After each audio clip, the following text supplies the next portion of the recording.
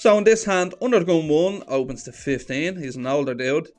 I look down at king 8 of diamonds on the button. Think we can fold this hand generally, but I'm going to use it as a 3-bet bluff here. I raise it up to $50.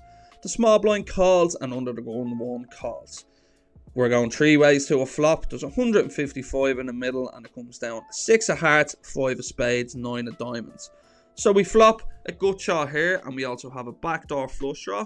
Generally, it's not going to be the best board for our range here, but with our exact hand, we've some pretty good backdoors. We have a good shot to a straight. So for those reasons, we're going to continue with a small size.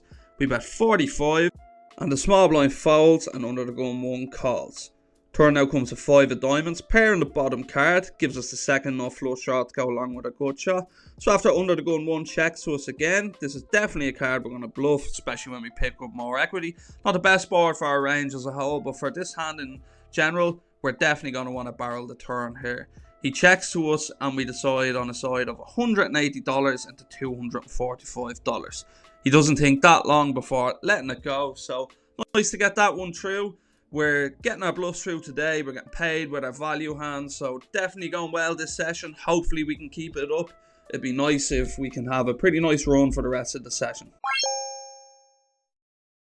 So this hand, under the gun opens to 30. He's an old guy, so he's opened 6x. The hijack calls and I look down at ace-5 of diamonds and the cutoff. Usually this would be one of my 3-betting hands. It's a good candidate to squeeze, but when an old dude opens 6x under the gun, I think we don't want to really be bluffing. We want to just have value when we raise.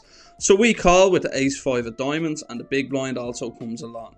There's 122 in the middle and the flop comes down 3 of hearts, 6 of diamonds, 9 of diamonds. So pretty good flop for us here. We flopped enough flush draw.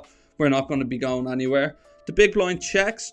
Under the gun continues for 50. A smaller size than I would have expected. I would have expected if he did have a big overpair to go closer to 100.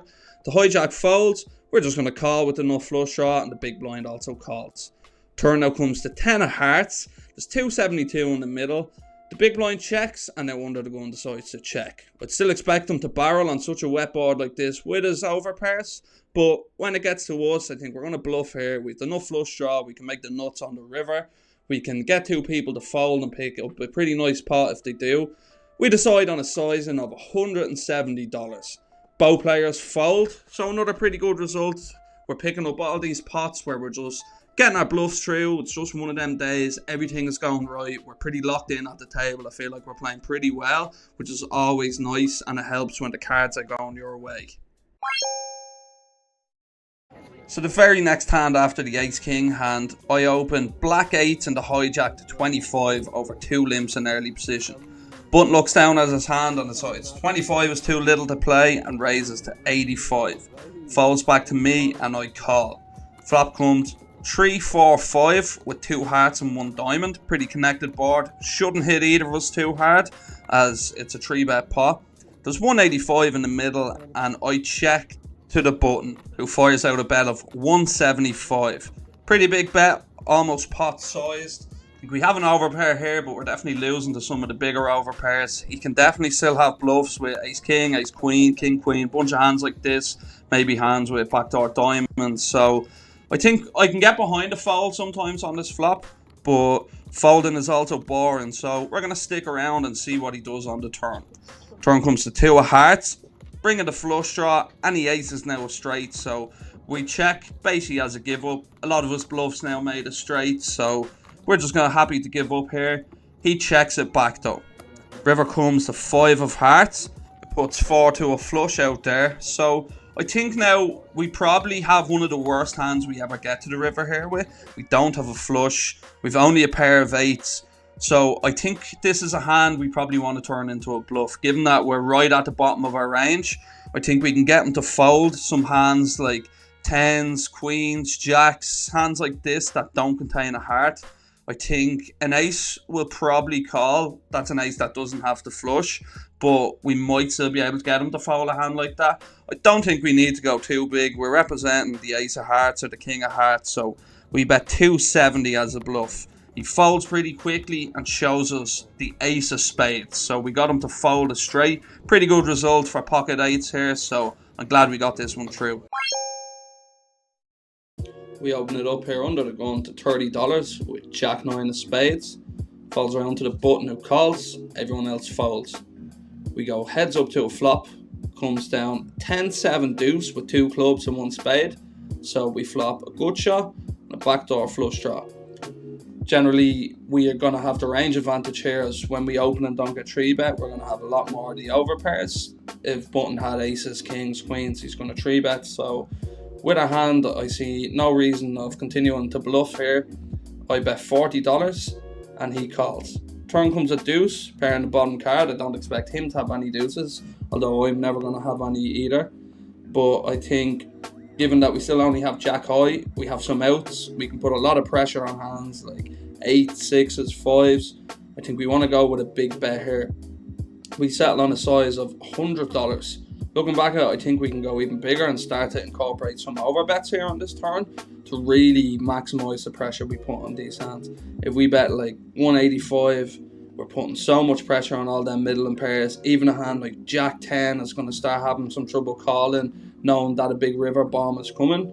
But we end up settling on $100 and he folds pretty quickly.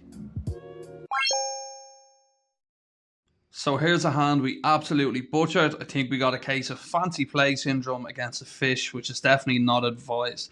We look down at the red snowman on the button and raise to $25. The small blind makes the call before the fish in the big blind raises to $80. Way too small of a 3-bet. We can't fold any hands we open to that size, especially being in position. We make the call and the small blind folds. So there's 190 in the middle. We're going heads up to a flop and it comes down to 2 of clubs, 3 of clubs, 7 of clubs. He checks it on over to us and we decide we're going to go with a small bet here. We can certainly have the best hand. We want to bet small on these monotone boards. We can protect our hand against just some random, if he has a hand like king, queen of diamonds, hands like this which have 6 outs versus us. We make it $40 and he raises to $100. Another really small 3-bet. So for value, you'd expect him to do this with made flushes, ace king of clubs, ace queen of clubs. But given that he 3-bet the big blind, I don't think he has too many suited combos. I think he would just flat a hand like Jack 10 of clubs. So I think he can also be bluffing with one club hands like ace king with the ace of clubs, ace king with the king of clubs. So we're going to make the call. We go heads up to the turn. There's 390 in the middle and it comes to 7 of hearts pairing the top card. He checks it on over to us again, which is pretty interesting. And now we need to decide, do we want to check back or do we want to just bet small? I end up deciding on a small bet. I think maybe we should just check back because it's a pretty interesting line that he 3-bets pre, check raises flop, then checks the turn. We fire out a bet of $125. Same reason as before. We want to protect our hand, get some value from some one club hands like ace king, ace queen with a club. He makes the call. There's 640 in the river before it comes to 6 of clubs. He checks to us again, and now I was deciding that my hand might be no good. Maybe he was check raising the flop with a hand like red aces, red kings, hand like this that just wanted to get more money in the pot on the flop. He didn't expect me to have too many flushes, but I can certainly have a bunch of flushes here, so it's kind of interesting. I think we should have just checked back and hope we had the winner at showdown, but we ended up putting our fancy play syndrome pants on. We wanted to bluff him. We turn our 8s into a bluff and fire out a bet of $350. That money gets pretty quickly torched before he sticks it in our eye. He asks the dealer for the all-in button, please. We make the sheepest fold. We're left there sitting with our tail between our legs. We're after getting absolutely owned. We should have checked back the river. We could have played that hand so differently. I don't like how I played any of the streets, but it's interesting in game. Like, you're thinking at such a quick rate, it's easy to look back at the hand after and just be like, I butchered it, which I certainly did. But well, you know us, we like to go for it on the river. We thought we were no good. We fired out the bluff. We got it shoved down our throats. So we make the fold and we lose the profit. We're up so far, which is always kind of tilted. Now we're up stuck.